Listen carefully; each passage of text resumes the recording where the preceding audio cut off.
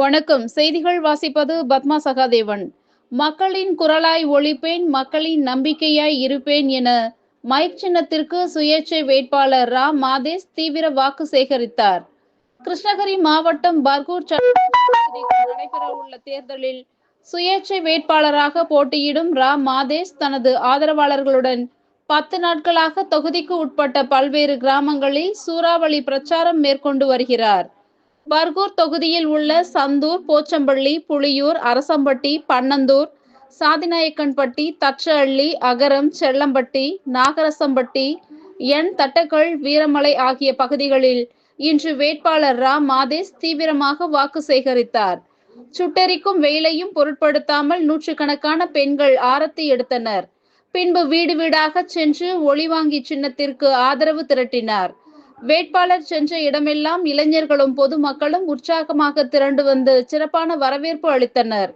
குறிப்பாக 100க்கும் மேற்பட்ட வீடுகளில் பெண்கள் ஆரத்தி எடுத்து வேட்பாளர் மாதேஷை வரவேற்றது நெகிழ்ச்சியை ஏற்படுத்தியது. இளைஞர்கள் பட்டாசுகள் வெடித்தும் மேல தாளங்கள் முழங்கவும் அவருக்கு தங்களது ஆதரவை தெரிவித்தனர். பிரச்சாரத்தின் போது மக்களிடையே உரையாற்றிய ரா மாதேஷ், பர்கூர் தொகுதி மக்களை நான் எனது உயிராக கருதுகிறேன். இந்த பகுதியில் பிரச்சனைகளை நான் நிலவும் அடிப்படை நன்கு அறிந்தவன். இதற்கு முன்பு மக்கள் பிரதிநிதிகளாக இருந்தவர்கள் உங்களுக்கு செய்த நன்மைகளை விட நான் உங்கள் வீட்டு பிள்ளையாக இருந்து உங்களின் அனைத்து தேவைகளையும் நிறைவேற்றுவேன். குடிநீர் வசதி, சாலை வசதி என தொகுதியின் ஒட்டுமொத்த வளர்ச்சிக்காக நான் பாடுபடுவேன். நீங்கள் எப்போது அழைத்தாலும் ஓடோடி வந்து உங்கள் முன்னேற்றத்திற்காக உறுதியளிப்பேன்.